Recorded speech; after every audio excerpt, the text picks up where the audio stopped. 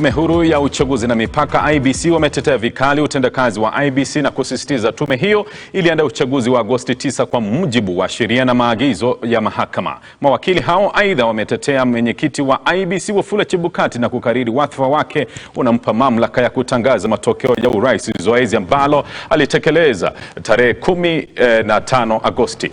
Kwa kijibu kwamba ushahidi wa mawakili wa Raila, mawakili hao wamepuzilia mbali kesi iliyowasilishwa na kinara huyo wa Azimio na kuitaja isiyokuwa na ushahidi wowote wa madai yaliyoibuliwa. Tupate. IEBC and its chairman conducted the 9th August 2022 presidential elections strictly in compliance with the guidelines that this court has given. My lords, since the annulment of the presidential election in 2017, IEBC overhauled its entire electoral process procedures to align those procedures with the guidelines that my lords had given. Your decision in the decision of the Court of Appeal in the Mawakili case set out the guidelines for the protection of the ballot at the polling station, the transmission, tallying, and declaration of presidential results. We have abided by that decision. Your decision, my lords, in Raila Odinga versus IEBC petition number 1 of 2017 rendered even more detailed clarifications on the procedure.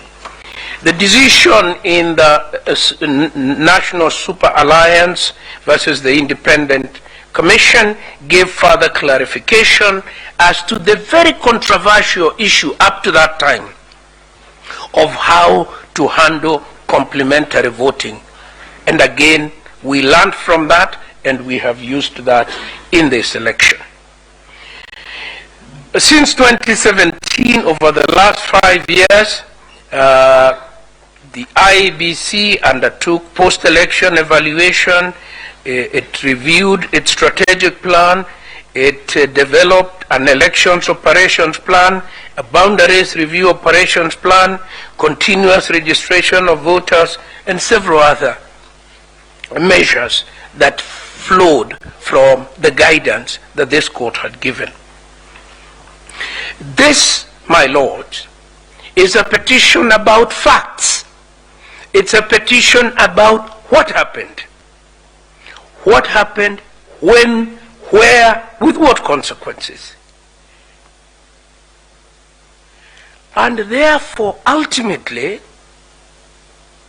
notwithstanding the very lucid and learned and honest arguments by my very learned friends to my right, this petition is about numbers. It is ultimately about numbers. The petitioners have tried to argue every other point except numbers. This court confirmed that in fact this gentleman is the returning officer, national returning officer, for purposes of the presidential election. And so the issue of him styling himself, my lords, does not arise. And it just shows you the levels to which the chairman has been unfairly vilified in a situation where the law is quite clear in the conduct of, on how he should conduct his affairs. The other thing that was also clarified a lot, my lords, and I'm just referring to this because there's no need for me to argue this if the authorities already say so, is that the chairperson, the verification that is referred to in Article 138 3C, this court said that the verification that is undertaken by the commission employees, by the people that we saw in the rotunda, in the tallying center, it says the first respondent on behalf of the second respondent, commission employees on behalf of the chairperson, must verify the results against those in the transmitted Form 34A. So that the way the petitioners have put it is completely the other way around. They are suggesting that the chairperson is the one who undertakes activities on behalf of the commissioners. It's actually the other way around. It is the commission employees that undertake the verification process on behalf of the chairman to enable him declare the outcome of the results.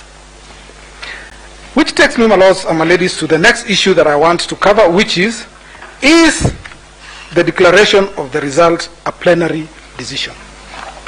And the question that we must start with is, what is the decision that needed to be made at the National Tallying Center? What is the decision? And my lords, if you look at the architecture of Article 138 of the Constitution, and you look at the Elections Act, there is absolutely no decision that is supposed to be made at the National Tallying Center. None. The only thing that's supposed to be done is an arithmetic exercise, which is tallying, aggregating the results, verify that the form that has been brought by the constituency returning officers, Form 34A, the original, compares or is the same as that which was transmitted electronically. Then add up the numbers.